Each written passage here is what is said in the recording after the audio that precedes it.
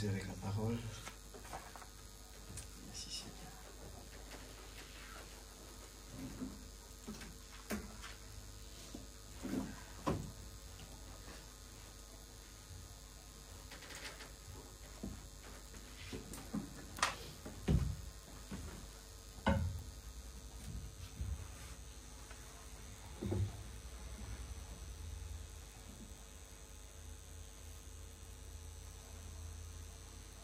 Gloire à Jésus. Nous allons prendre notre Bible dans le livre de Genèse, chapitre 40, verset 1er.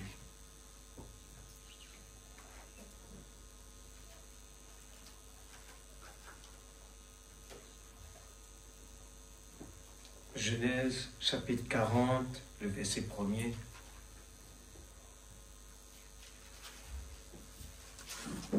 Nous allons lire jusqu'à verset 14.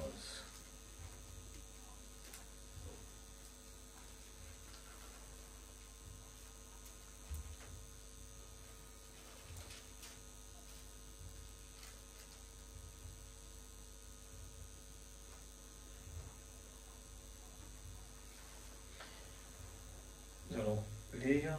Après ces choses, il arriva que les chansons et le panetier du roi d'Égypte offensèrent leur maître, le roi d'Égypte. Pharaon fut irrité contre ses deux officiers, le chef des chansons et le chef des panetiers.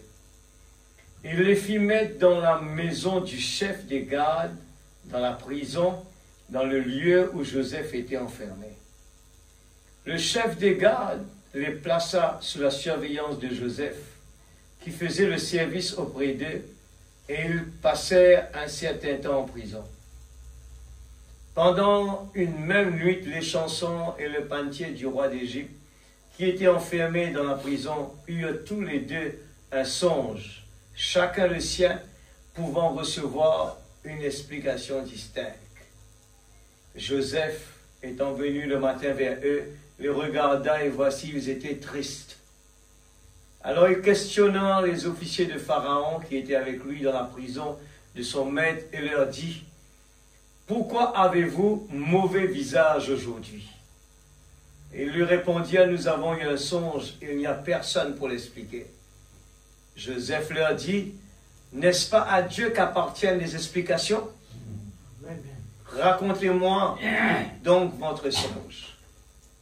Les chefs des chansons raconta son songe à Joseph et lui dit: dans mon songe, voici, il y avait un cep devant moi.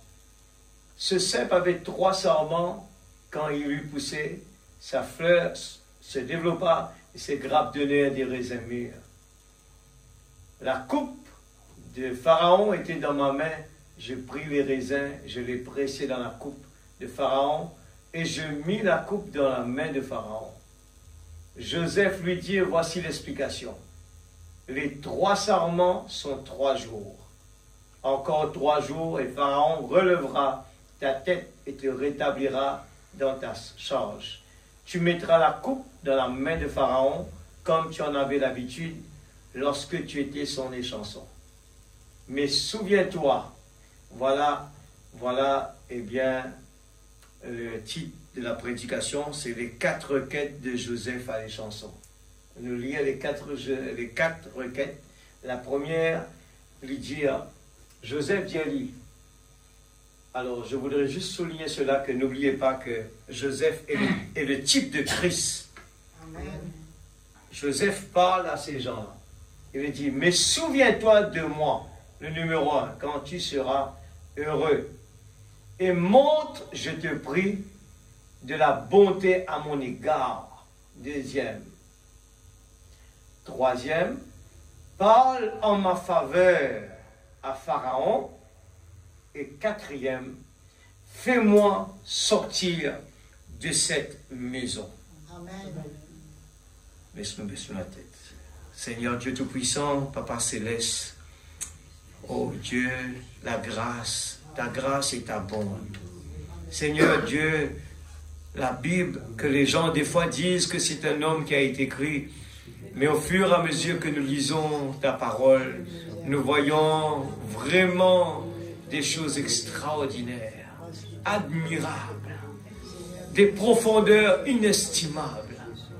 Et nous sommes passionnés devant de telles sagesses que l'homme ne peut pas écrire, l'homme ne peut pas raconter des histoires dans une envergure pareille, avec des types à l'arrière. Seigneur Dieu Tout-Puissant, nous te demandons, Père, ta grâce. Que ce soir, pendant que la parole est prêchée, Seigneur, tu touches des cœurs. Tu touches, Seigneur Dieu, chacun de tes enfants. Seigneur, parce que tu connais les besoins dans cette salle. Si ta parole l'a dit, 2 ou 3 assemblés en mon nom, je suis là présent. Tu as dit, restez tranquille. Sachez que je suis Dieu. Ce soir, nous voulons vraiment mettre notre confiance en toi. Si tu as, Seigneur, ressuscité des morts, combien plus forte raison, Seigneur, la maladie doit obéir au Créateur. Seigneur Père Céleste, oh Dieu, intervient ce soir dans cette salle. Que ceux qui sont opprimés, Seigneur, soient libérés. Que ceux qui sont malades, guéris. Que ceux qui ont des besoins ce soir, Seigneur, tu puisses, Seigneur, faire ton travail dans la vie de chacun. Oh Dieu, nous voulons toujours le répéter. Comme tu l'as dit, quand je suis faible, c'est alors que je suis fort. Ce soir, nous voulons prendre position de la parole et ne pas oublier ce que tu es en train de faire dans notre vie. Ce que tu as fait dans notre vie, nous ne voulons pas l'oublier comme le peuple Israël qui a traversé la mer Rouge. Ils se sont réjouis devant une telle miracle, mais quand il y avait des problèmes, ils étaient découragés. Mais ce soir, Père, tu nous parles, que ton Esprit Saint convainque chacun de nos cœurs puissions nous, en sortant d'ici, nous puissions nous réjouir. Seigneur Dieu, que ce que tu as fait dans notre vie, nous avons une confiance, une ferme assurance dans le Créateur, le grand Jéhovah Jireh, le grand Jéhovah Rapha, le grand Jéhovah Shammah. Alléluia. Que ton nom soit béni, que ton nom soit élevé ce soir. Arrose ta parole, Papa, dans le cœur de chacun de tes enfants. Que, Seigneur, devant la parole qui est prêchée, Seigneur, aucun problème ne peut pas résister. Ni la tristesse ne peut pas rester là. Aucun, Seigneur Dieu, parce que la solution, c'est toi. Oh Dieu, dans le nom de Jésus-Christ, notre Sauveur bien-aimé, te disons merci, Papa. Amen. Amen. Que Dieu bénisse sa parole, nous quand nous assises. Les 4 requêtes de Joseph. Amen. Allez, chanson. Alors, nous tout le temps écoutons un petit peu, eh bien, l'histoire de Joseph dans la prison, comment Joseph, il interprète un songe, 2 songes de ces 2 personnes qui étaient quand même sous la responsabilité de, eh bien, Joseph, hein, les 2 qui étaient les 2 officiers de Pharaon, ils étaient sous la responsabilité de Joseph. Alors, même qu'il est accusé, et des fois nous disons que, mais Joseph, il n'a rien fait de mal, mais c'est pour que la volonté, pour que le travail de Dieu puisse se faire, eh bien, ça doit être ainsi. Amen. Amen. Joseph doit venir en Égypte. Il y a un travail pour Joseph. Dieu va l'élever. Nous savons bien que Joseph, Frère Branham dit, Joseph est le type. Eh bien, c'est tellement parfait dans l'Écriture. Joseph, le plus jeune des fils, a été rejeté par ses frères. Joseph portait un manteau de 7 couleurs. Les 7 couleurs, eh bien, ça représentait l'arc-en-ciel. L'arc-en-ciel, eh bien, c'était une alliance, représentation de l'alliance de Dieu. Eh bien, Dieu était toujours dans son alliance, dans son peuple de l'alliance. Eh bien, nous regardons la vie de Jésus, c'était la même chose. Jésus était vendu par ses frères, par 30 pièces d'argent. Eh bien, Joseph, la même chose, le type, eh bien, il a été jeté dans la fosse. Eh bien, il était censé être mort, mais c'est le type de la résurrection. Joseph, pour tout le monde, était mort, mais Joseph a été retiré, eh bien, de ce trou-là. Et c'est la résurrection. Jésus était il était considéré comme mort, mais il était ressuscité. On l'a mis dans un tombeau, mais ressuscité. Le type continue la même chose, et finalement, quand on l'a retiré, Joseph, de la fosse, on l'a envoyé dans une grande ville commerciale. Frère Branham dit cela, eh bien, il a été élevé, au contraire, et de même que les 2 qui étaient sur le bois de la croix, à droite de Jésus et à gauche, eh bien, le type continue, Jésus sur la croix. Eh bien, Frère Branham dit, personne ne pouvait franchir les portes ou entrer dans les cours sans être premièrement passé par Joseph, un type parfait de Christ. Amen. Amen. Ouais. Alors,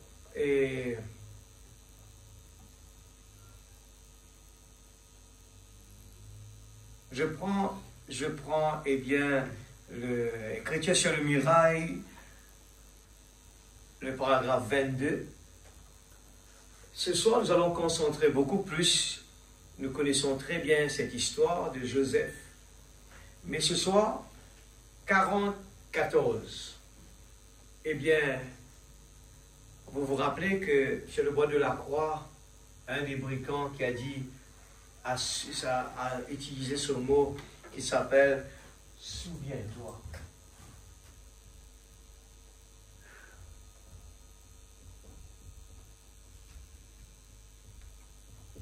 souviens-toi de moi.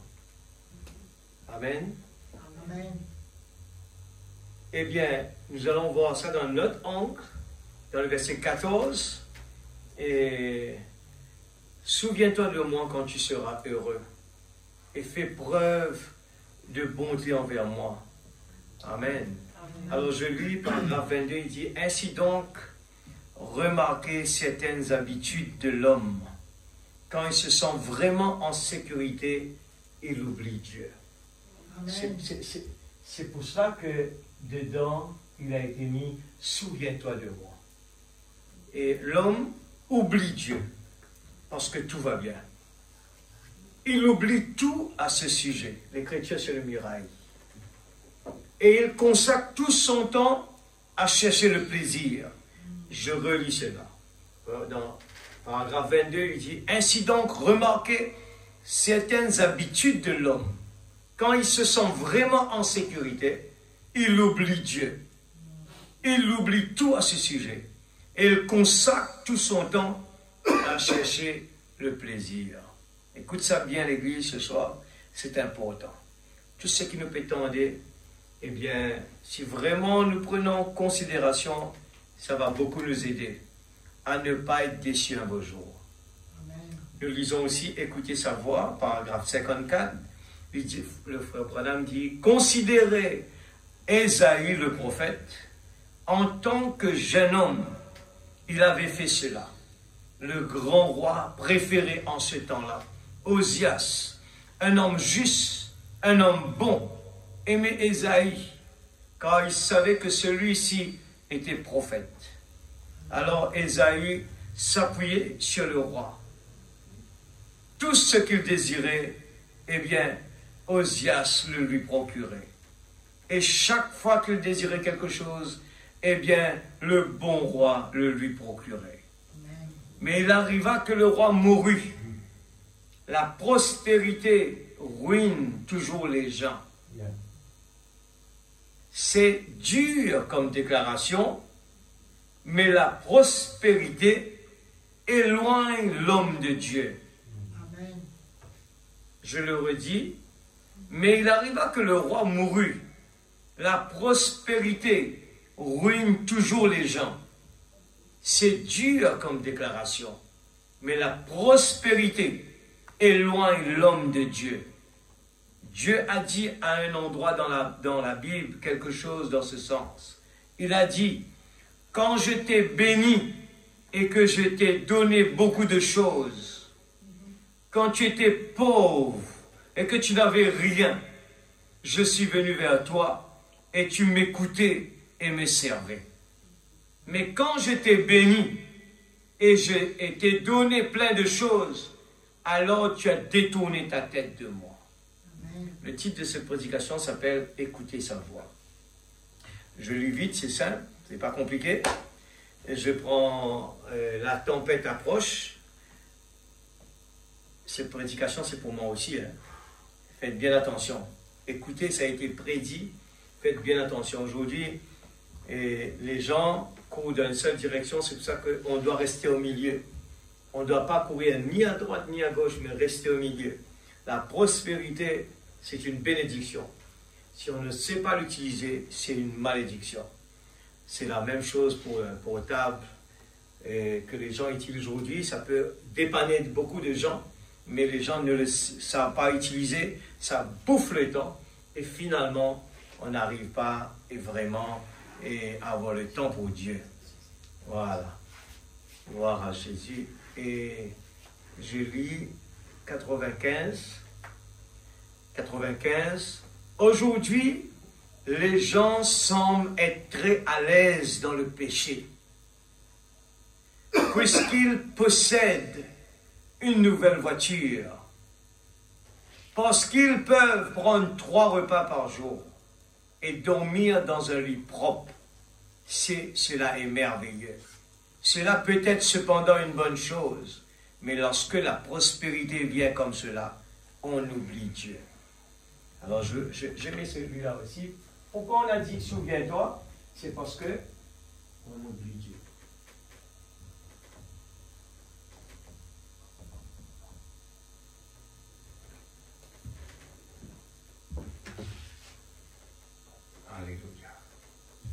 Est-ce que vous l'aimez, frères et sœurs?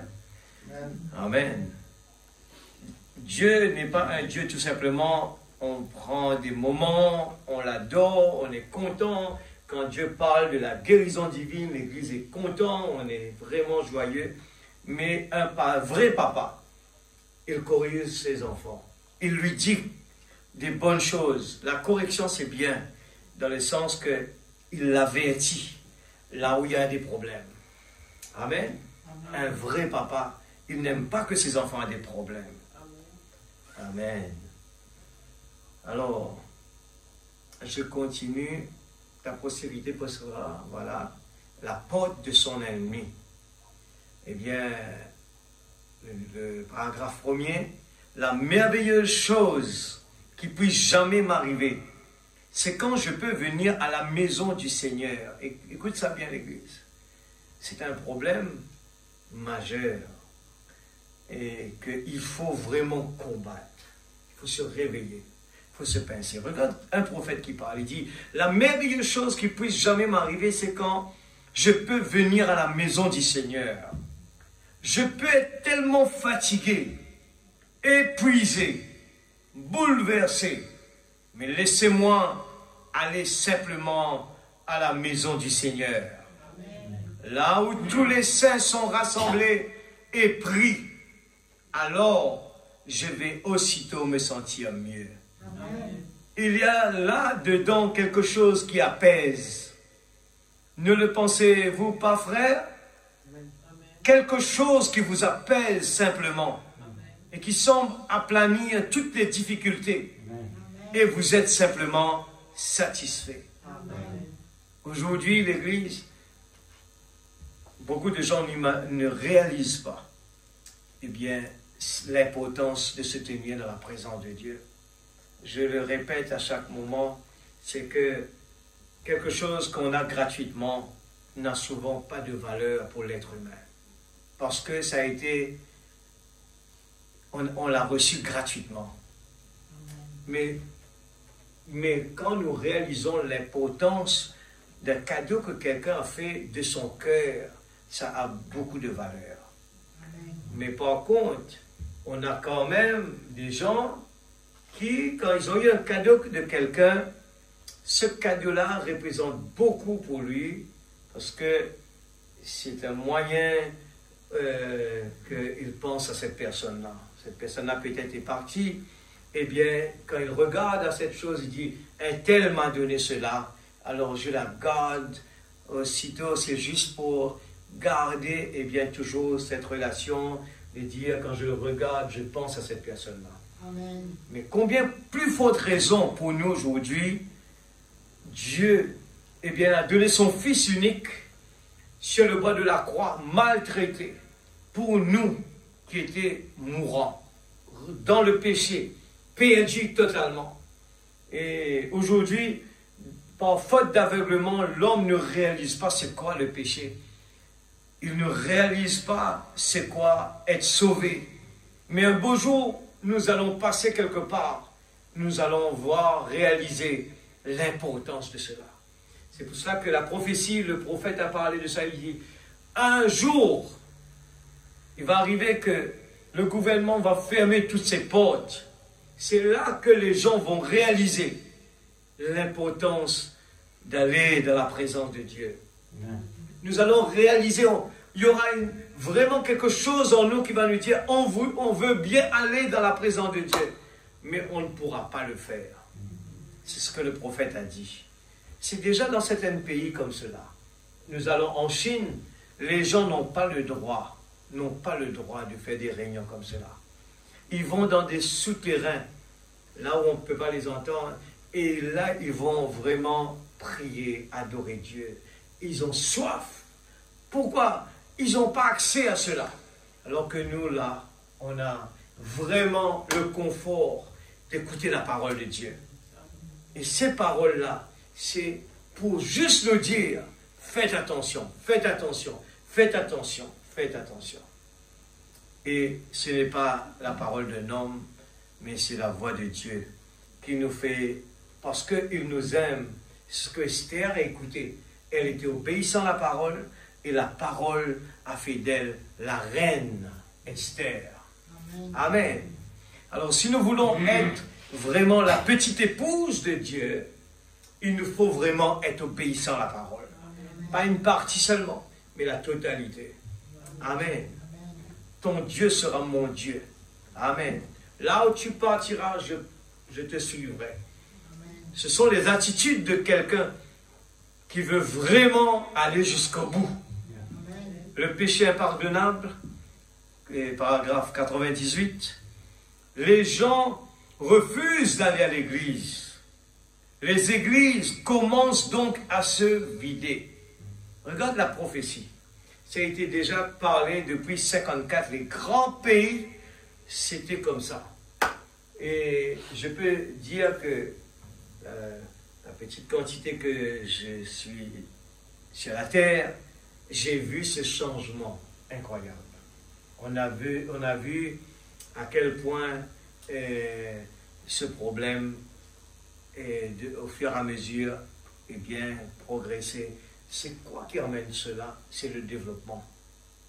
Il faut bien le dire comme cela. Parce que regarde, en 54, le prophète parlait dans l'Amérique. Ce problème-là était déjà là. Chez nous, on n'avait pas encore une vie qui court. Il faut le dire comme ça. Et quand le développement arrive, nous voyons qu'on commence à courir. Et c'est là que le problème va venir. Comme je vous le dis, je le répète tout le temps parce que je veux vraiment que les gens soient conscients. C'est un problème général. Et plus que la vie avance, nous voyons que l'Église se dévide. Vous vous rappelez, je vous disais que dans certains pays, on commence à avoir les réunions de prière, les gens ne viennent plus.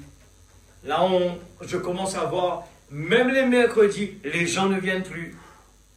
Et les gens viennent que le dimanche seulement. En France, nous voyons que les églises, les gens, c'est devenu des monuments tout simplement. Les gens ne vont plus à l'église. Qu'est-ce qui se passe? L'église, les gens doivent vraiment, nous avons la chance de l'entendre pour que nous fassions attention parce que c'est une mort lente qui est en train de venir. Et les gens ne réalisent pas, ils s'habituent avec cela.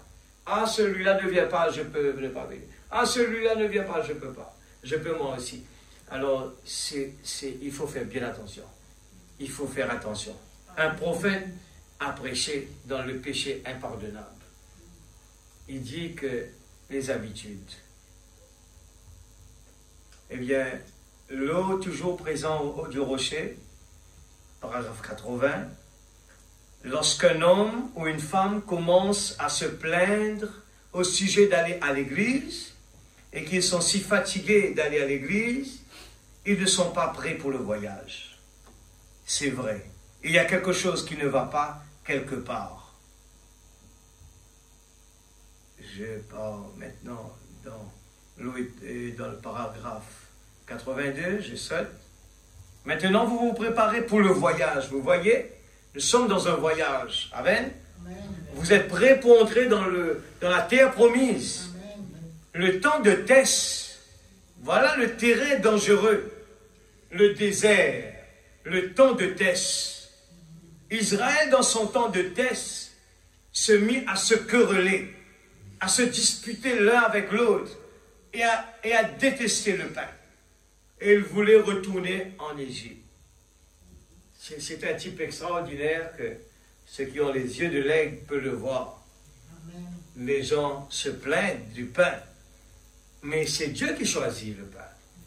La manne dans le désert, c'était Dieu qui avait choisi. Et le peuple Israël avait choisi de retourner en Égypte. Ils ont oublié qu'ils étaient des esclaves là-bas. Amen. Mais ils regardaient quoi? Sur ce qu'on va manger, la viande. C'était ça que les gens préféraient, la viande. Alors qu'ils savaient très bien que cette manne était tombée du ciel, c'était la manne que Dieu leur donnait. Ils ont préféré celui-là.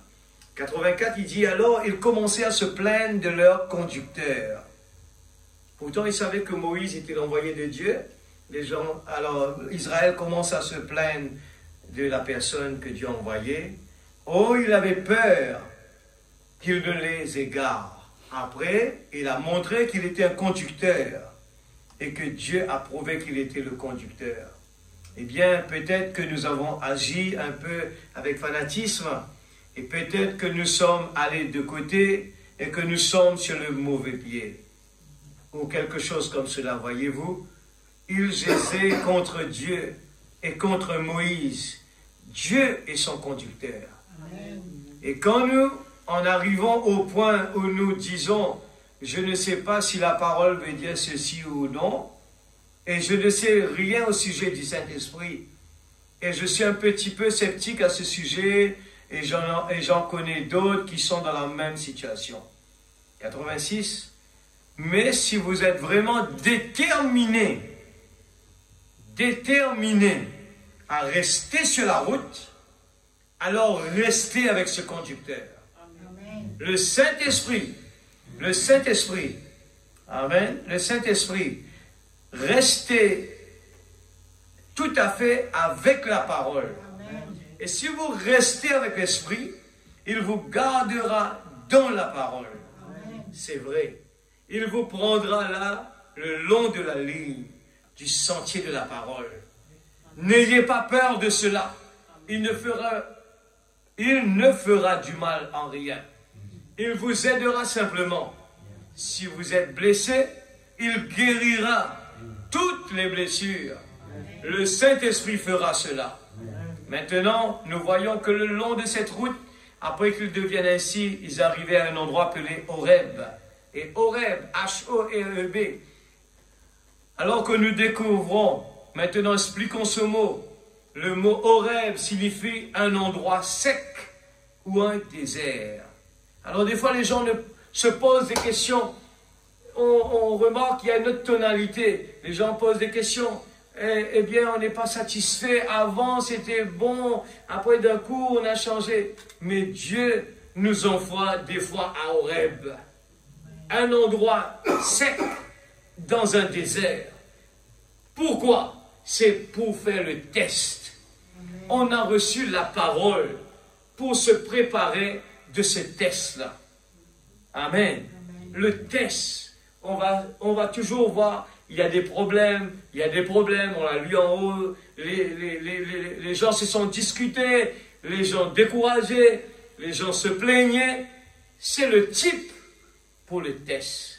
Amen. Si nous avons des oreilles, entendre ce que l'Esprit dit à l'Église. Amen. Amen. C'est la même chose qui se répète. Alors, quand nous sommes en communion, 88, et quand nous sommes plus en communion les uns avec les autres dans l'Église, et plus en communion avec le Saint-Esprit, cela nous emmène à un endroit sec, un désert. Il n'y a rien de vivant. Tout porte des piquants. Voyez-vous, un désert, un petit cactus avec des piquants sur lui. Savez-vous ce que c'est? C'est une précieuse petite feuille tendre qui n'a jamais eu d'eau et qui ne s'est simplement enroulée sur elle-même si fortement qu'elle est devenue une piquante.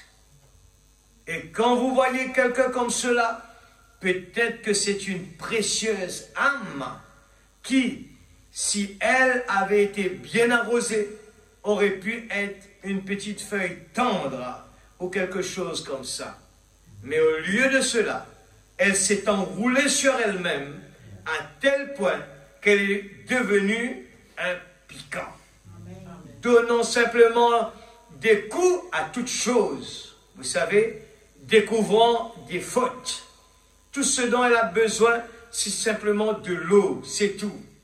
Elle a simplement besoin d'un réveil ou d'un défrissage, d'un rafraîchissement du Seigneur. Amen. Elle se déroula si simplement vous la mettez à l'eau.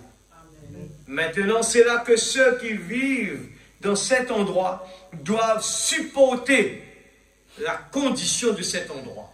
Amen. Et ceux qui désirent vivre dans cette sorte d'atmosphère où tout pique, se dispute, se querelle, remue comme cela, eh bien, vous vivez simplement dans cette atmosphère-là, c'est tout. Mais nous ne sommes pas obligés de vivre là. Ce n'est pas nécessaire pour nous de rester là. Maintenant, ce Horeb fut l'endroit où Dieu fut découragé avec les gens.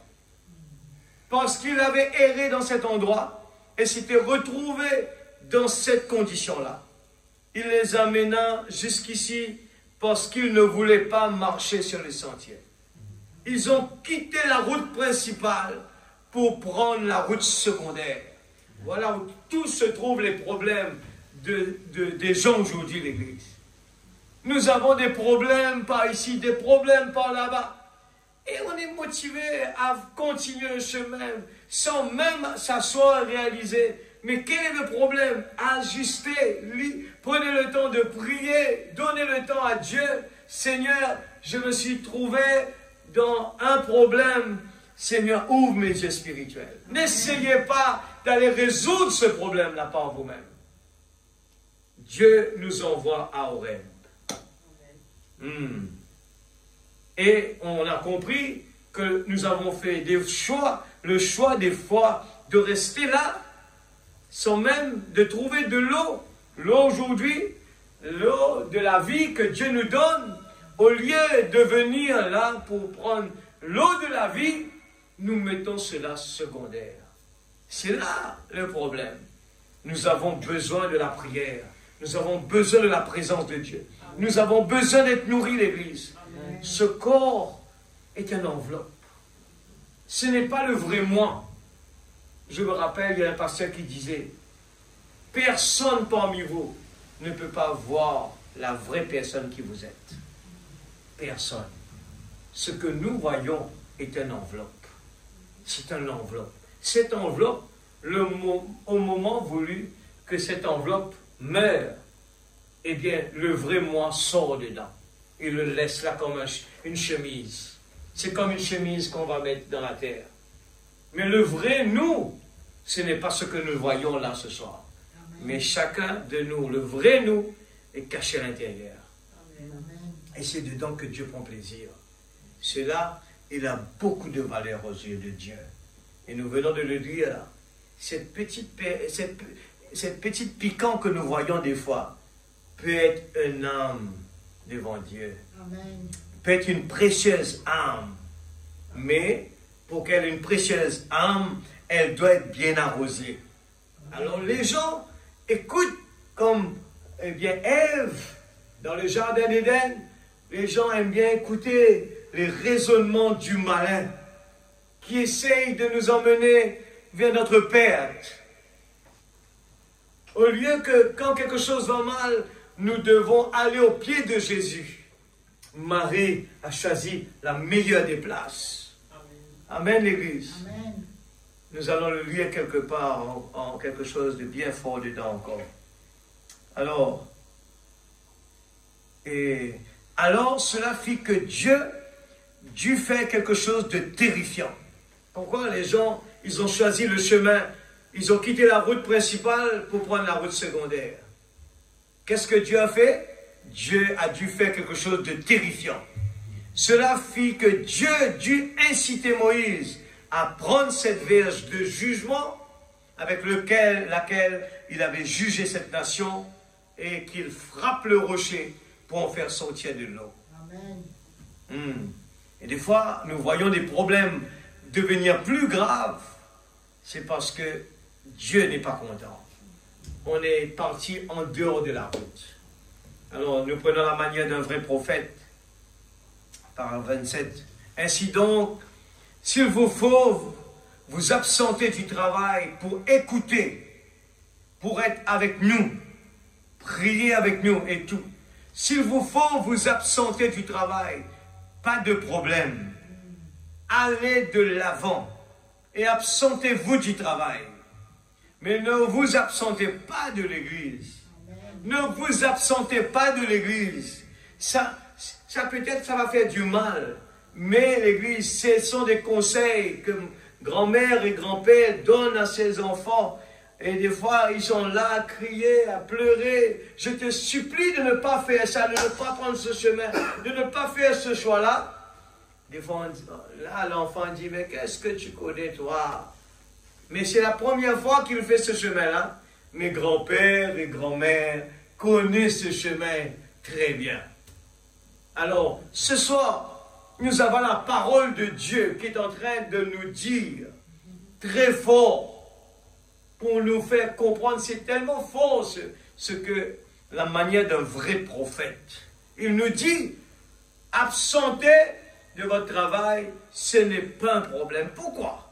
Parce que c'est Dieu qui pourvoit notre besoin. Amen. Ce n'est pas nos mains, ce n'est pas nous, c'est Dieu qui pourvoit notre besoin. Amen. Dieu peut nous donner quelque chose qui va nous prendre 5 ans pour l'avoir, Dieu peut nous le donner dans un instant. Amen. Alors pourquoi courir derrière quelque chose qui va prendre 5 ans pour l'avoir, alors que Dieu peut nous le donner dans un instant? Est-ce que nous disons des fois, tout est possible à celui qui croit. Only believe, all things are possible.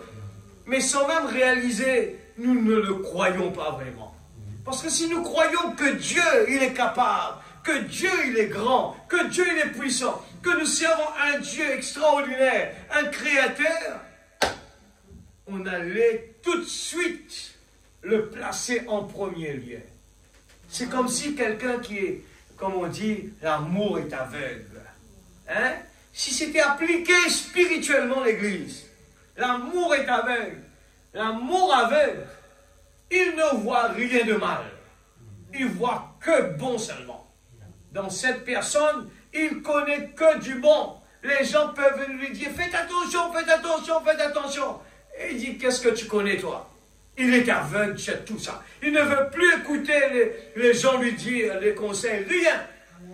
Il fonce aveuglement.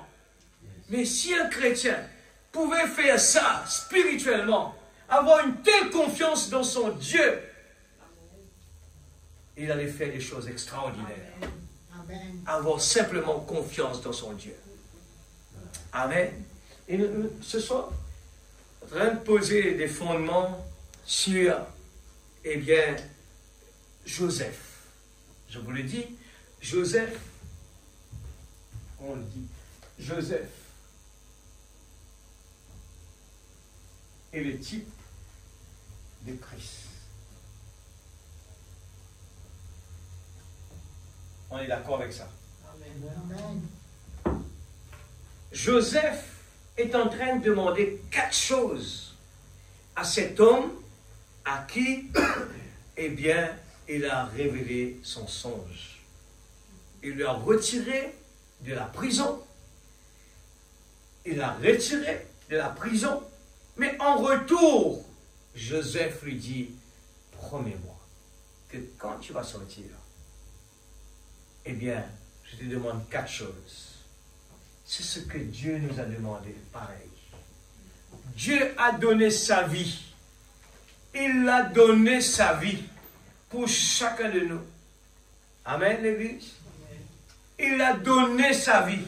Il s'est sacrifié pour nous faire sortir du prison du péché, de la prison du péché. Maintenant, Dieu nous demande 4 choses. Il nous demande de se souvenir de lui. Mais combien de fois? Le prophète en haut disait que les gens, quand tout va bien, ils n'ont même pas le temps de penser à Dieu. Ils oublient Dieu, ils oublient Dieu. Ah, mon business, mon business, mon business, mon travail, mon travail, mon travail. Mon avenir, l'avenir des enfants, l'avenir. C'est Dieu. Je dis, c'est Dieu qui va planifier tout ça, l'Église. Tu peux avoir ton diplôme, tu peux avoir tout ce que tu veux, tu es malheureux. Je défie beaucoup de gens dessus. Tu peux être malheureux dans ce monde. Parce que c'est Dieu qui va donner la paix. Et c'est ce Dieu-là qui a dit, vaut mieux une maison remplie de pain sec, mais il y a la paix, qu'une maison où il y a la viande, qu'il y a la guerre. Église, qu'est-ce qu'il y a de mieux dans une petite maison où il y a la paix. Frère Branham disait quand il arrivait devant la maison, je ne me rappelle pas de la famille, il dit cette maman-là, il ne voulait pas les déranger. Il arrivait sur le perron de la maison, et bien sur l'escalier, il entendait ces gens-là qui priaient à l'intérieur. Et c'est assis là à les attendre. Et ces gens-là priaient sur leur Bible, coulaient les larmes des parents, aimaient leur Jésus, aimaient leur Dieu.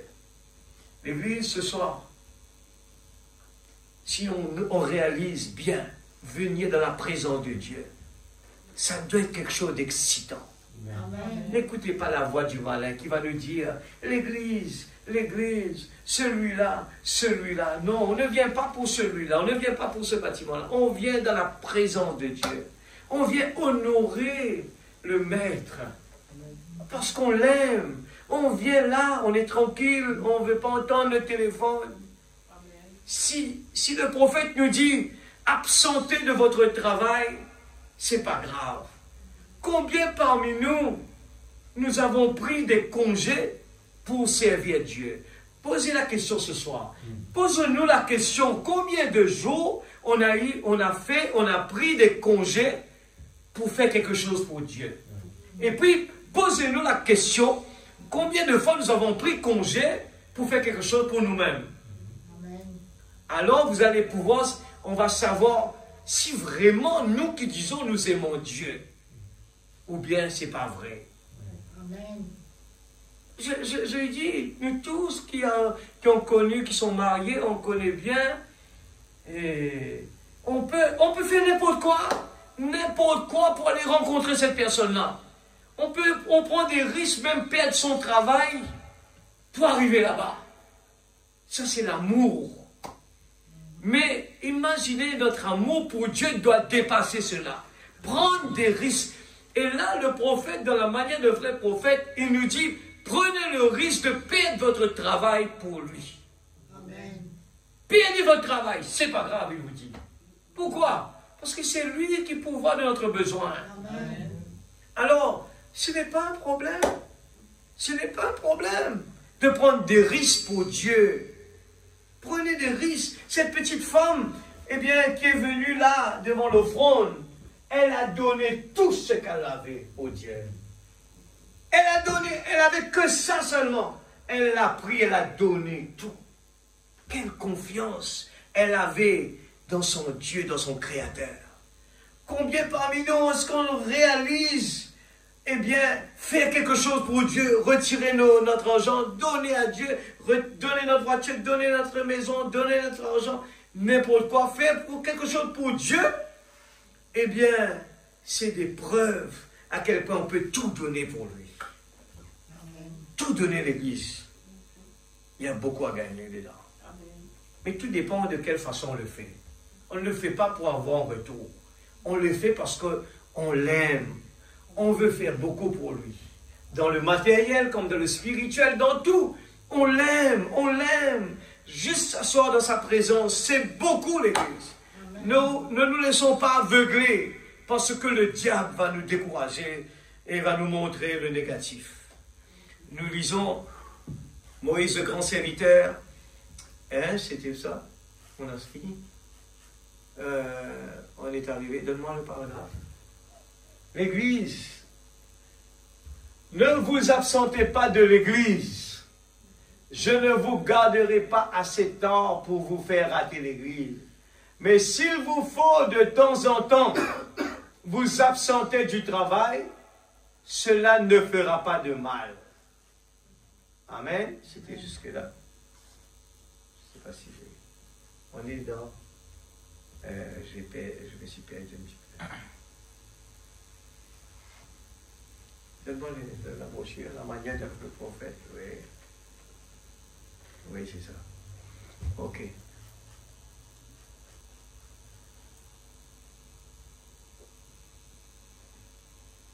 Bon, en effet, le travail, c'est juste pour votre pain quotidien.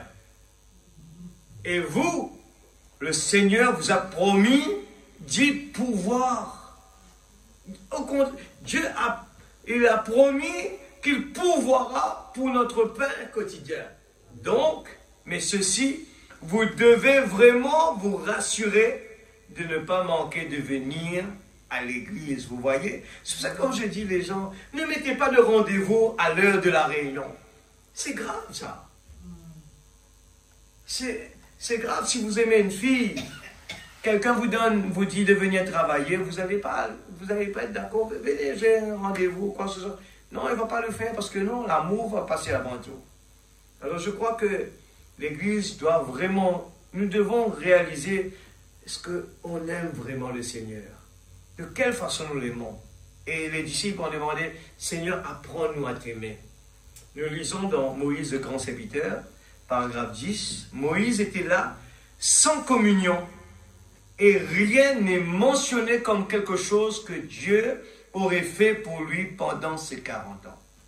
De surnaturel ou de n'importe quelle manière. Je relis, Moïse était là sans communion et rien n'est mentionné comme quelque chose que Dieu aurait fait pour lui pendant ces 40 ans, de surnaturel ou de n'importe quelle manière. Il n'avait pas de communion. Et dès que l'Église perd la communion avec Dieu, les miracles s'arrêtent. Les signes et les prodiges s'arrêtent. Les réveils s'éteignent. Et Dieu se retire carrément lorsque vous perdez la communion. La chose à faire, c'est de garder. C'est ce que je cherchais à dire il y a quelque temps. C'est de garder l'amour de Dieu dans votre cœur. Gardez la communion avec lui. Et il ajoutera ces autres choses que nous cherchons avant là. Gardez d'abord la communion avec lui et il ajoutera ces autres choses. Au fur et à mesure que nous mûrissions, ne le pensez-vous pas? Ainsi donc, Moïse n'avait pas de communion. Pas de communion là dans un pays étranger. Parmi les étrangers. Ce n'était pas son propre peuple. Sa femme était son peuple. Ces gens-là étaient des Éthiopiens. Mais lui était un Juif. Et là, il était complètement hors de la portée de Dieu, apparemment. Et Dieu le sait tout le temps. Que peu importe le gâchis que l'homme peut causer en abîmant le programme de Dieu, Dieu va arranger cela, c'est vrai. Paragraphe 103, nous lisons dans « Il jura par lui-même ». Amen. Et 103, ça fait peut-être fatiguer. C'est un peu fatigant d'écouter en lisant comme ça, mais ce soir, si vraiment nous savons que c'est la voix de Dieu, nous allons vraiment prendre plaisir à écouter. Parce que notre vie en dépend. Notre survie en dépend. Et vous également, vous êtes ici pour accomplir cela. Marchez en ignorant la peur. Marchez tout en ignorant les critiques. Marchez en ignorant le monde. Marchez tel que vous marchez en Christ. Marchez avec lui sans prêter attention à ce qui se passe à votre droite et à votre gauche. Continuez simplement d'avancer. Lorsque quelque chose survient dans l'église, marchez avec Dieu. Alléluia. Si la maladie vous frappe, marchez avec Dieu. Si le voisin ne vous aime pas, marchez avec Dieu. Continuez simplement de marcher avec Dieu. Paragraphe 105. Marchez avec Dieu. Si le médecin dit que vous allez mourir, marchez avec Dieu. Oui. Si le médecin dit que vous ne pouvez pas vous rétablir, marchez avec Dieu. Marchez simplement avec Dieu, c'est tout. Car Dieu vous a promis, je ne te délaisserai point. Je ne t'abandonnerai point. Je serai avec toi jusqu'à la fin du monde. Et il jura par cette alliance qu'il vous a faite, qu'il confirmerait cela. Alors marchez simplement avec Dieu. Vous aurez vos hauts et vos bas. Ne vous inquiétez pas. Il vous faudra traverser des carrés, des ronces, sur des rochers tranchants, sur des escarpements, descendre les flancs des coteaux, gravir des montagnes, sur les eaux, mais marcher avec Dieu. Oui, oui. Il y a tant de collines à gravir. Vous avez déjà entendu cette vieille chanson. Mais cela semblerait petit lorsque vous arriverez à la fin du chemin. Oh là là, oh là là. Vous allez regarder bien là tout ce que cela a été. Vous allez jeter un regard d'arrière sur les empreintes de vos pas. Ça ne représentera pas grande chose. Amen. L'heure est venue, paragraphe 17. Maintenant, l'attitude mentale correcte. Vous tous qui êtes ici, comprenez-vous ce que je veux dire lorsque je dis l'attitude mentale correcte? Votre attitude mentale correcte envers la promesse divine de Dieu fera que chaque promesse s'accomplit. Votre attitude mentale correcte, ne discutez pas. Il dit, only believe. Croyez seulement, tout est possible. Eh bien, il se peut que vous ne croyez pas cela. Vous direz, eh bien, ma foi est... Écoute ça bien, l'Église. Écoute ça bien, l'Église. Je l'avais déjà dit, je vois maintenant là comment le prophète le dit bien clairement. Il a dit, vous ne croyez pas cela. Vous direz, eh bien, ma foi est petite. Moi, je ne confesserai pas cela. Amen. Vous voyez? Ne laissez pas le diable connaître cela. Dites toujours, j'ai une bonne foi. Amen. Je crois en Dieu de tout mon cœur. Voyez? Ne témoignez rien du diable. Le diable, il écoute tout simplement. Il regarde notre visage. Dès qu'il nous voit accablés, il lui se sent fort. Alors, le prophète veut nous dire qu'importe nous n'avons pas cette foi que nous disons là, mais agissons toujours positivement. Même qu'à l'intérieur, mais ne le dites pas, à l'intérieur vous pensez que votre foi est petite, il me dit confessez le positif. Amen. Ne laissez pas le diable comprendre que vous êtes déçu. Ne laissez pas le diable comprendre que vous êtes faible. Ne laissez jamais le diable comprendre que vous êtes désemparé, découragé. Mais toujours, c'est pour ça que je dis, quand nous chantons, quand nous faisons des louanges à Dieu, montrez au diable que nous avons confiance dans notre Dieu. Amen. Il nous regarde, il le sait. Si quand nous sommes là dans la présence de Dieu, on a des doutes, il le voit sur notre visage. Mais quand nous chantons avec certitude, quand nous chantons en tapant des mains, en levant des mains, notre comportement, la façon qu'on agisse, le fait comprendre qu'il va perdre son temps avec nous. Amen. On le montre, eh bien, j'ai confiance dans mon Dieu. Amen. C'est pour ça que frère Branham, le frère Dyson vient nous prendre encore cet exemple que j'aime bien, quand cet homme qui racontait, il disait que quand le diable venait vers lui, eh bien, quand le diable faisait boue avec lui, il avait compris que plus que lui, il faisait boue, plus faible, c'était le diable qui devenait plus grand. Mais quand il a compris que quand il fait boue plus fort que le diable, c'était le diable qui diminuait.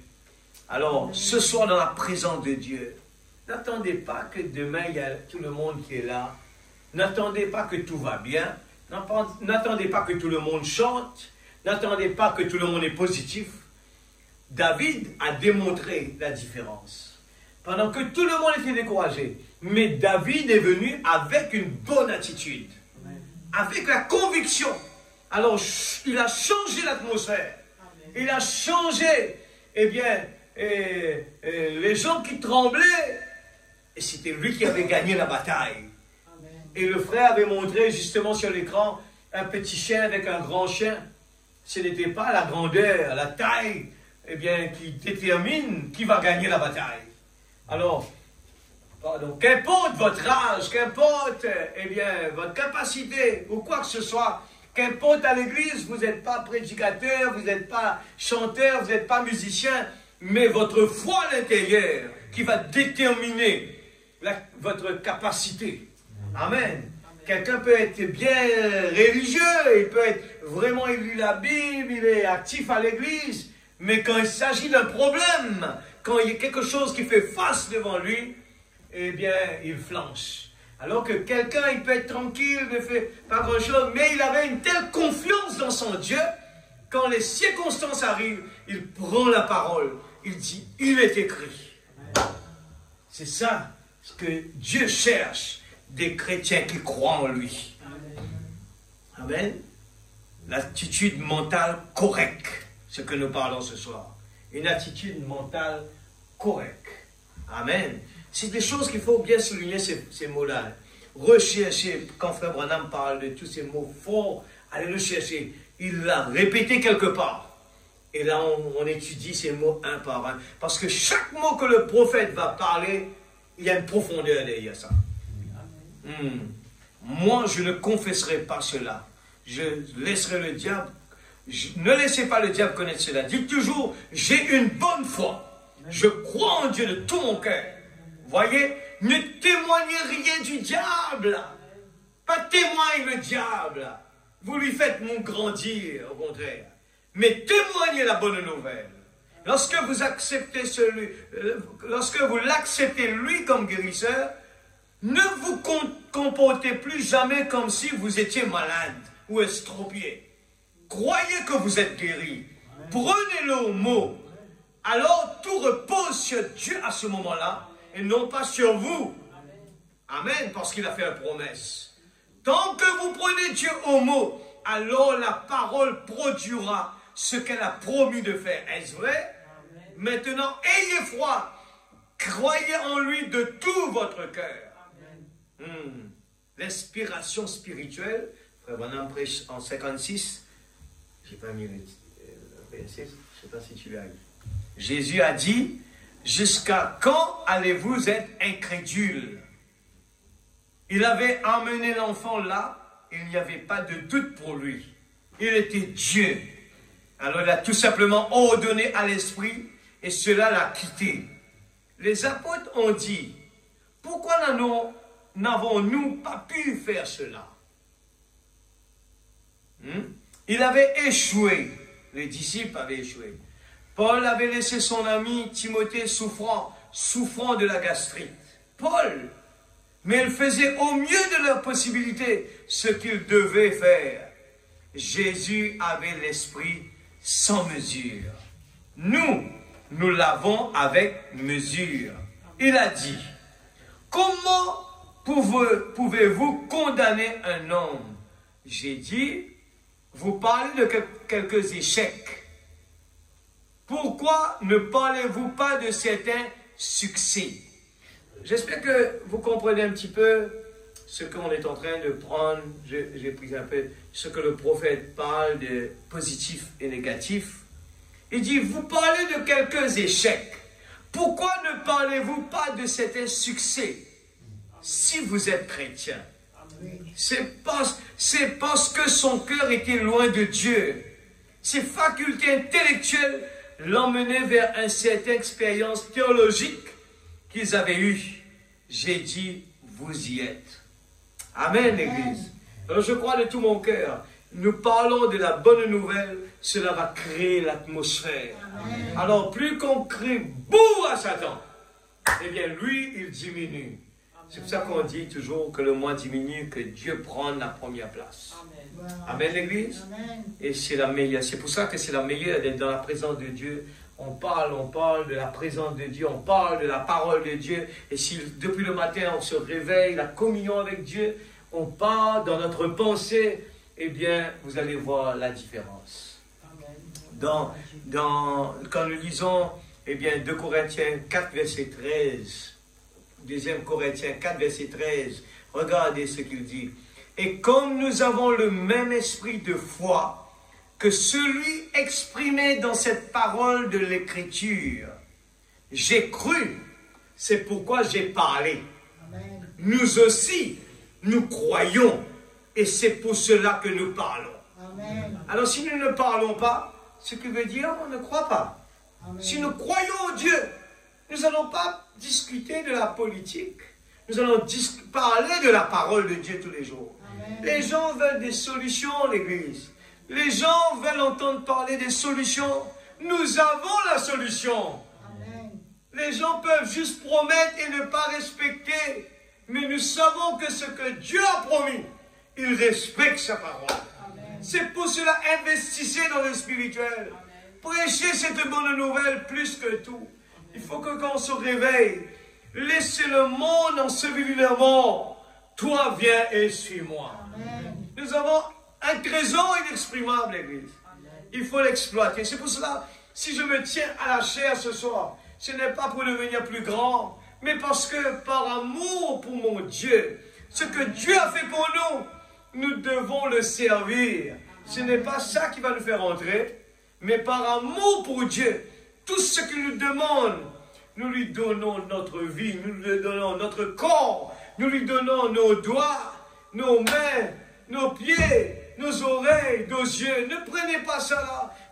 La Bible nous dit, vous êtes le temple du Saint-Esprit. Amen. Ne laissez pas des choses malpropres entrer là. Amen. Amen. Alléluia. Donc, messieurs, nous voulions voir Jésus, 292. Il le dit, et si vous ne l'avez jamais accepté comme sauveur, je vous prie tout simplement de vous lever. Vous savez, il témoignera en votre faveur si vous témoignez en sa faveur. Amen.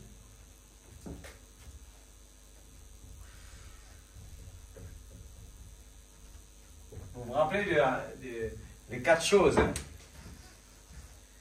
Les 4 choses. Je retourne rapidement. Souviens-toi de moi quand tu seras heureux. C'est pour ça que Frère Branham le dit que les gens, il a expliqué que la prospérité est un danger si on ne sait pas le servir. Il a dit que le problème de l'homme, l'Église, écoute ça bien, cela me concerne moi-même d'abord. La bénédiction de Dieu, c'est bien, mais faites attention. Quand nous lisons Salomon a dit, Seigneur, ne me laisse pas être pauvre, ne me laisse pas être riche aussi. Amen. Il veut rester au milieu. Qu'est-ce qu'il a dit tout simplement?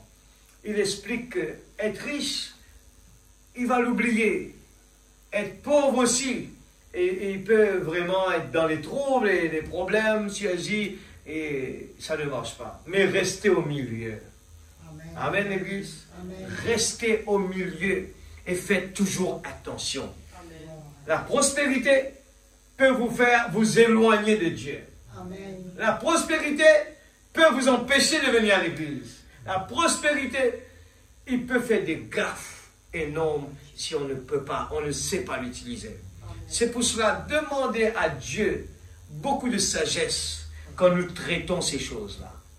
Dieu nous a bénis, comme je l'ai dit, mon oncle l'a dit, et je le répète encore, il avait demandé à Dieu un transport, alors qu'il avait ses 2 pieds, il allait de porte à porte pour donner des traités. Moi, je prends cet exemple-là, c'est vrai, écoutez, ça m'a vraiment touché, c'est la réalité. Dieu, il avait demandé à Dieu de lui donner un transport. Il va faire plus, mais il a témoigné lui-même. Il me l'a dit moi-même personnellement. Il a dit, Dieu ne lui a pas demandé un minimum comme lui a demandé. Dieu lui a donné un 4x4 plus gros. Il me dit, Fanuel, depuis j'ai ce 4x4-là. Au contraire, au lieu qu'au début, avec mes pieds, je partais vers des maisons, faire des distributions. Aujourd'hui, avec ma 4x4, je ne fais rien. Alors, réfléchissez bien. Est-ce que, des fois, Dieu nous bénit, est-ce qu'on sait comment utiliser cette bénédiction?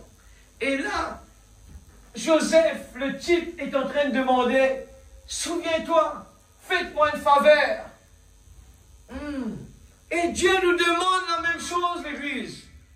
L'Église, Dieu nous a retirés du péché, nous a ramenés vers lui. Et Dieu est en train de nous demander une faveur. Faites-moi cette faveur. Dieu nous demande, souviens-toi de moi. Quand tu seras heureux, fais preuve de bonté envers moi, parle à ma faveur au Pharaon. Et puis la dernière, c'est fais-moi sortir de cette maison.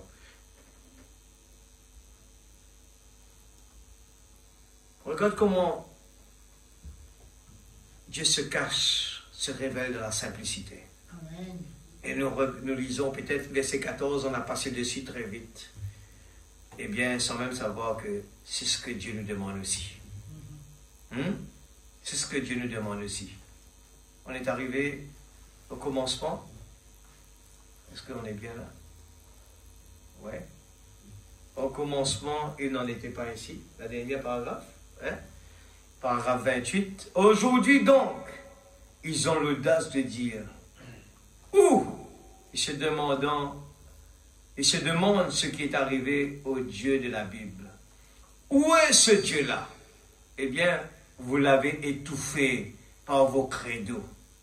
Vous l'avez étouffé par vos traditions. Vous avez essayé de le reléguer dans l'histoire. Il est le Dieu de l'histoire. Ça, c'est la dernière partie. La dernière partie, la dernière, dans le 4e, Joseph est en train de demander, fais-moi sortir de la maison. Qu'est-ce que la dernière partie que Frère Branham est en train de nous dire ici? Il nous dit, faites Dieu sortir de l'histoire. Dieu veut que nous lui fassions sortir Dieu de l'histoire. Amen. Ça ne doit pas être un Dieu de la Bible qu'on lit et qui a demandé à Jassé de descendre. Non, il faut que les gens doivent dire de nous, son Dieu est vivant. Amen. Je l'ai dit à Frère Sophonie combien de fois. Les gens doivent nous regarder comme des gens vraiment spéciaux. Ces gens-là, ils sont dans la Bible. Ils sont différents. On n'arrive pas à les comprendre. Et bien souvent, on essaye de faire comme le monde, on va discuter, on va chercher des faveurs des gens du monde. Alors que Dieu nous demande de lui donner cette faveur-là, on va donner cette faveur-là aux gens du monde. Qui eux-mêmes, ils peuvent rien te promettre. Et regarde ça, on va lire. Vous l'avez étouffé par vos traditions. C'est un prophète de Dieu. Et aujourd'hui, les églises vous disent que c'est un faux prophète. Ils sont en train de réaliser la même chose que tous ces autres prophètes. Ésaïe, vous vous rappelez, quand le roi a demandé, demande-lui, il dit non, lui, il est un prophète de malheur. Il vient tout le temps nous dire des choses négatives. Mais c'était la vérité. Il te dit, faites attention, il y a des gens, il y a le tel roi qui est en train de venir contre toi.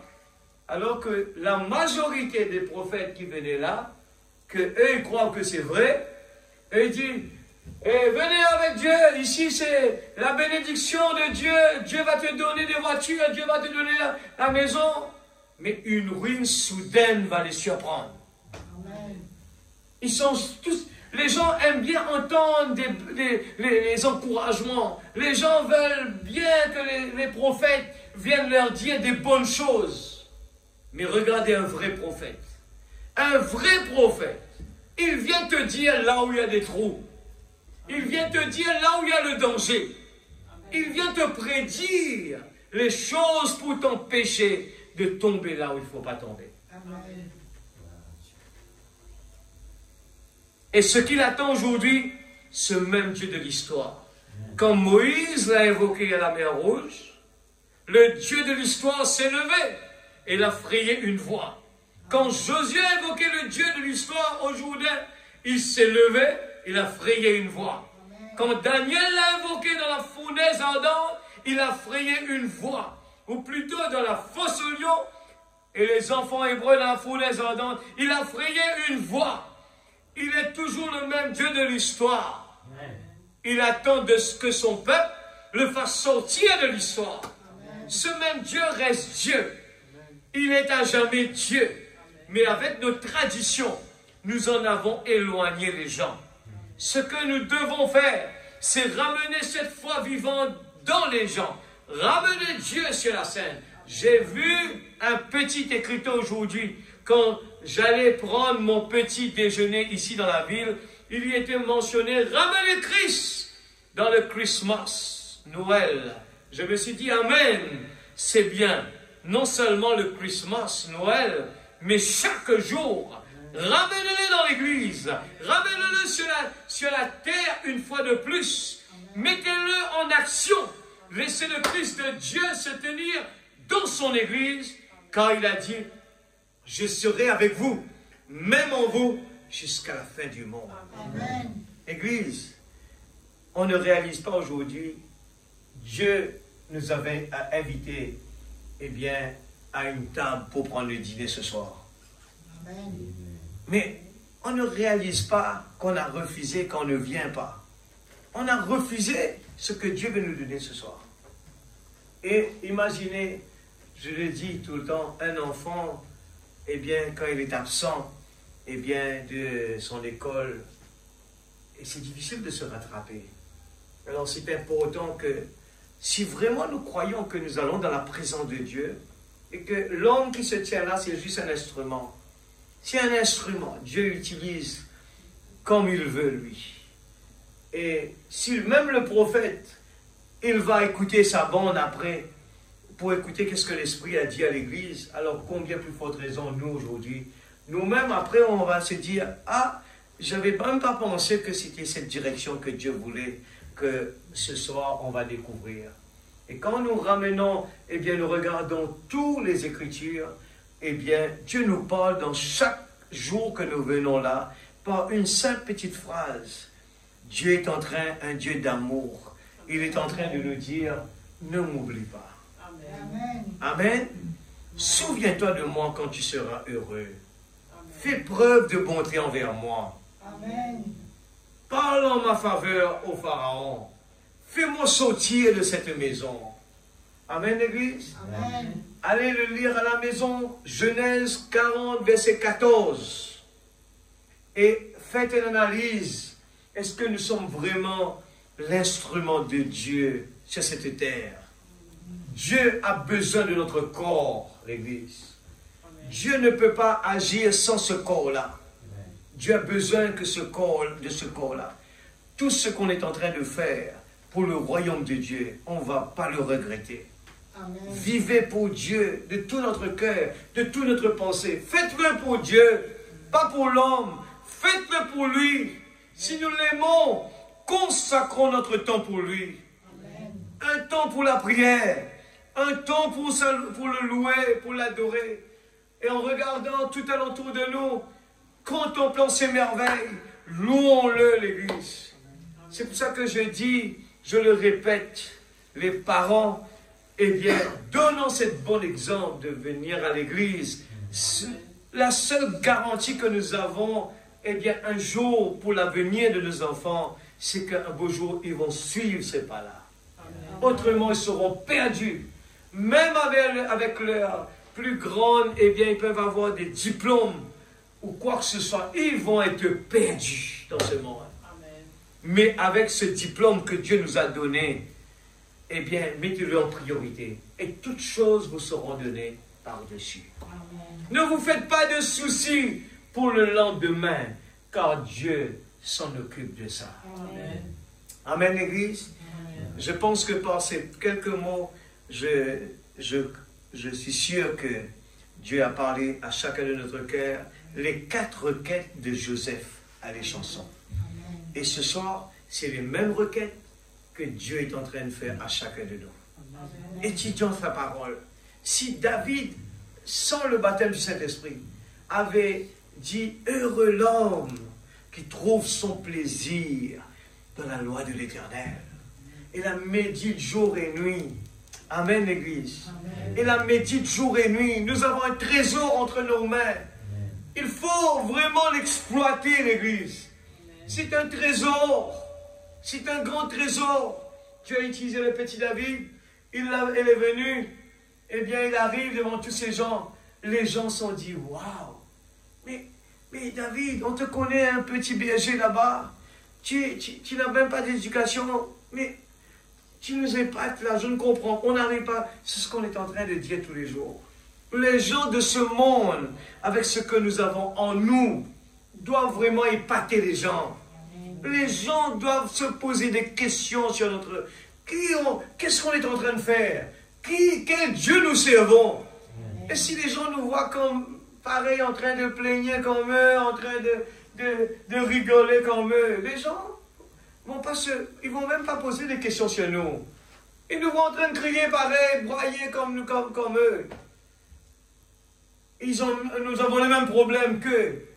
Alors que si nous prenons position pour Christ, et que demain nous arrivons à dire, je peux, comme la petite fille qui avait dit à Naaman, Maître, je connais un prophète là-bas. Il peut te guérir. Amen. Un enfant l'a dit, l'Église. Combien nous avons écouté le message, la parole, toutes ces années. Combien parmi nous, on peut être certain à un tel point, sans même d'aller appeler quelqu'un. On peut témoigner la parole de Dieu à quelqu'un pour lui dire, je peux te garantir, le Dieu de la Bible, il peut te guérir. Ah, et quand nous disons des paroles comme ça avec conviction à quelqu'un, des fois sans même avoir besoin d'aller faire une prière, mais simplement parler au rocher. Parle au rocher. On avait parlé de ça la semaine dernière. Parler au rocher. Amen, l'Église. Quand nous parlons avec puissance, avec garant et avec conviction, quand j'ai commencé ma maison, là, avec Malgache, la dernière partie, et je disais avec la personne, le contracteur, mais il connaît bien qui on est, mais par humilité, j'arrive devant lui, je lui dis, écoutez, j'ai pas l'argent pour terminer ce projet que je vais commencer. Alors je vous dis en avance, on va s'arrêter. Regarde ça, hein? On va s'arrêter peut-être quelque part, et le temps qu'on va se ressourcer. Je lui dis, j'ai pas encore l'argent pour compléter, mais je vous appelle pour venir, on va commencer le travail. J'ai pas l'argent encore. Il me regarde, je vous dis, franchement, le frère Laval connaît ça bien. Il a dit pareil. Il lui a dit la même chose. Ce beau-là, il me dit comme ça, le travail va terminer.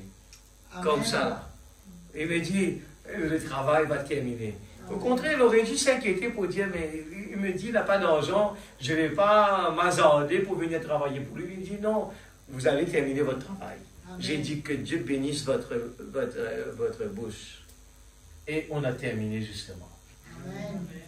Et qu'est-ce que Dieu ne peut pas faire pour nous, l'Église? Mais quand nous voyons cela, une chose, ce que j'ai parlé ce soir, c'est ne nous laissons pas embaumer par la bénédiction que Dieu nous donne. Amen. Il faut sortir de là. Parce que Dieu me l'a donné, je suis reconnaissant envers lui. Amen. Je lui donne la première place. Amen. Je ne discute pas de cela. S'il faut refuser un travail, je le refuse. C'est ce que nous avons lu là. Frère Branham a dit, ratez votre travail, ce n'est pas grave. C'est ça, cherche d'abord le royaume de Dieu, toutes choses vous seront données par-dessus. Ayez toujours confiance en Dieu, que Dieu qui va vous bénir. Amen. Ne mettez pas notre confiance dans nos efforts, parce que c'est Dieu qui va nous donner la sagesse, la force, la santé, la bénédiction. On n'aura pas besoin d'aller faire beaucoup d'efforts. Dieu va nous envoyer des clients dans son temps. Il y avait la sœur Déborah qui avait témoigné. Elle a dit, ouais, tu as raison.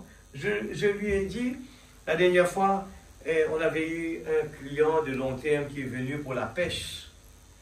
Et là, comme nous, on ne faisait pas le dîner, je lui ai dit, mais tu t'en occupes de tout ce qu'il y a à manger. Les pêcheurs ont annulé leur repas chaque fois qu'il y a des réunions. Et il me regarde et il rit. J'ai dit, je t'appelle, c'est Déborah, aujourd'hui il n'y aura pas de dîner. Ah, il me dit, ouais, j'ai dit, tu peux venir à l'église là-dedans. Alors, des choses comme ça, simples, mais je lui ai dit, c'est un miracle de Dieu. C'est un miracle de Dieu, l'église. Croyez que si vous avez à l'intérieur ce besoin de dire, je crois que Dieu va me bénir pour pouvoir être présent. Amen. Et j'apprécie, le pasteur vient de l'hôpital directement, il arrive là. Je n'ai pas eu le temps d'aller le voir. Il sort de l'hôpital, il arrive directement ici, là. Avec les bandes dans le pied. Je crois que Dieu a besoin des gens qui ont vraiment confiance en lui. Nos soucis, nos problèmes, c'est ici. On va le déposer là. En partant à la maison, Dieu prend soin et dit, parce que tu as choisi le chemin difficile, une grande récompense t'attend. C'est cette confiance qu'on a dans notre Dieu. Je le témoigne parce que je veux que l'Église participe dedans. Je veux que l'Église puisse bénéficier de cela. Les jeunes l'entendent pour pouvoir, quand vous grandissez, avant de faire quoi que ce soit, mettez Dieu en premier d'abord. Comme l'avait parlé de ça. Ne cherchez pas d'excuses devant Dieu. Dieu a toujours des solutions. Amen. Amen, l'Église. Alors, pensez au pasteur dans la prière. Il a un combat dans le doigt, un combat ici, et je crois qu'on vient d'ajouter un autre problème encore dans le pied, troisième problème. Mais pour Dieu, tout est possible à celui qui croit. Amen. Et je crois que certainement que Dieu a, comme on le sait, Dieu a déjà pris tous nos fardeaux, nos soucis. Amen. Eh bien, on va le garder dans la prière. On va se mettre debout, on va remercier le Seigneur pour la parole, on va tous ensemble prier pour le pasteur. Amen. Et je crois certainement que Dieu l'a déjà guéri. Amen. Amen. Et je dis toujours dans ma prière, Seigneur, tu as mis ton serviteur là. Il a besoin de prêcher la parole. Seigneur, je suis sûr que tu vas le remettre à sa place. Amen. On a besoin de lui, alors tout est possible à celui qui croit. Amen. Nous allons prier ce soir. Dieu nous a donné 4 quêtes. Alors, il ne faut pas l'oublier. Il faut se souvenir de ce Dieu-là. Il faut le mettre en premier. Il faut vraiment lui donner cette faveur de le retirer de l'histoire. Il faut que le Dieu d'Abraham, de Moïse, de Jacob, de Branham, les gens le parlent encore. Oui, ce Dieu-là, il est le grand créateur. Amen. Parlons de lui, l'Église. N'ayez pas peur de le louer ce soir. N'ayez pas peur de le dire merci. Ne venez pas réciter des prières. Ouvrons notre cœur ce soir. Parlons-nous.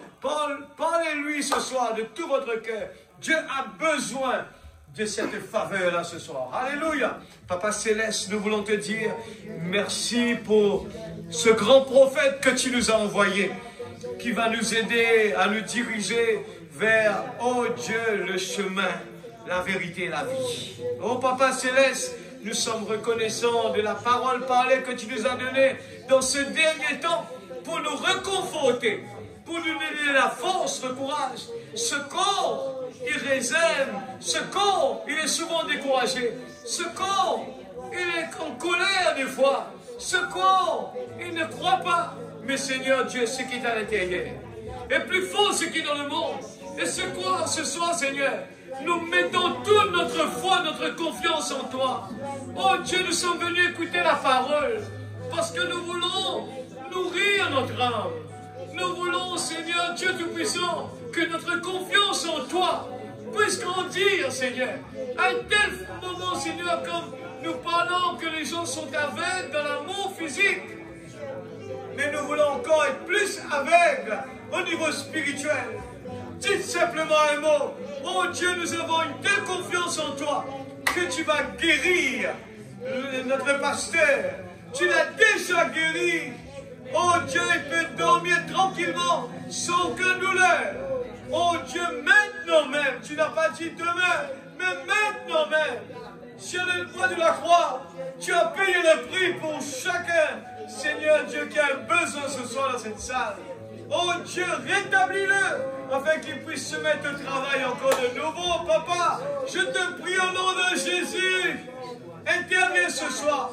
Oh Dieu, je sais que les anges sont là, à te louer et t'adorer, Seigneur. Oh Dieu, je sais que ce soir, Père, ce message, oh Dieu, quelqu'un va l'écouter encore. Je sais que ce message que nous avons écouté ce soir, il y aura quelqu'un quelque part, tu le connais mieux que moi, quelqu'un va écouter ce message. Oh Dieu, touche le cœur. Oh Dieu, touche le cœur dans le nom de Jésus-Christ. Je te remercie d'avance, Papa. Oh Dieu, nous voulons que tu nous utilises encore davantage. Et nous voulons que tu sois fier de nous, comme tu as été fier Seigneur, pour Job, et nous voulons de même, Seigneur Dieu Tout-Puissant, que tu puisses être fier en regardant la petite épouse d'Alil Rodrigue. Seigneur, oh Dieu, aide-nous, Père, que nous puissions être la parole, que nous puissions être cet amour dans le physique, en train de marcher envers les uns les autres. Aide-nous, Seigneur. Enlève ce qui ne vient pas de toi dans notre vie. Oh Dieu, nous te remercions pour ta parole. Arrose la parole dans la vie de chacun de tes enfants. Je te remercie, Seigneur, pour mes frères et mes sœurs qui ont fait le déplacement. Oh Dieu, que tu puisses, Seigneur Dieu, leur donner encore de force, d'amour pour toi, Seigneur Dieu, dans chacun de leur famille, leur foyer, leurs enfants, leur travail. Que ta bénédiction, Seigneur, au nom de Jésus-Christ. Alléluia. Protège chacun de nous en rentrant à la maison. Seigneur, que tu nous gardes. Tu nous protèges. Que tes anges soient autour de nous. Ne nous laisse pas être des soldats découragés. Mais que nous puissions avoir la conviction dans notre cœur. La conviction dans notre cœur de persévérer. Et de ne pas dire, c'est la responsabilité de papa. C'est la responsabilité de l'autre. Mais c'est la responsabilité de chacun de nous, individuellement. Nous devons prendre la responsabilité envers toi, individuellement. Père, dans le nom de Jésus-Christ, notre Sauveur bien-aimé, te remercions, papa. Amen. Amen. Amen. Tout ce qu'il fait, lui réussit. Vous croyez l'Église? C'est la promesse que Dieu a donnée à ses enfants. Amen. Ne courez pas aller le chercher ailleurs. Il est déjà en nous. Amen. Gloire à Jésus. Nous allons chanter, avant de partir, un petit chant.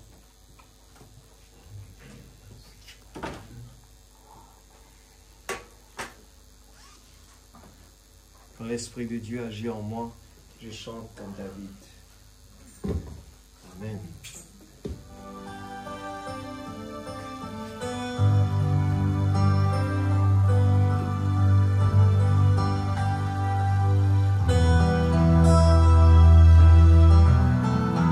Alors, quand j'étais petit, j'ai toujours chanté ce chant. On a chanté dans beaucoup d'églises, on a chanté. Mais je réalise des fois, nous le chantons sans même réaliser la profondeur.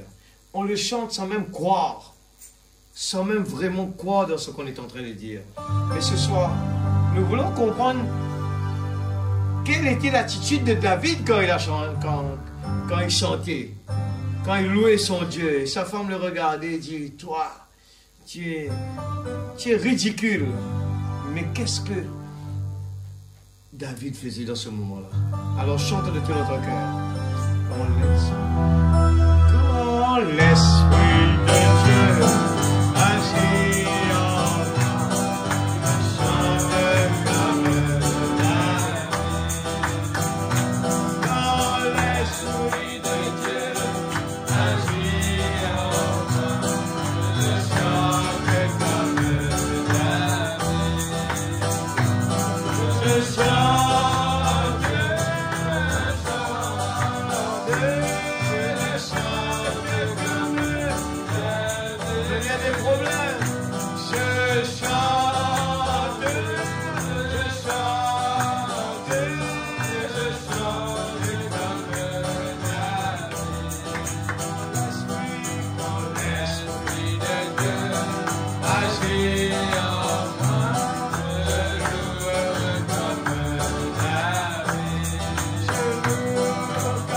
Yes.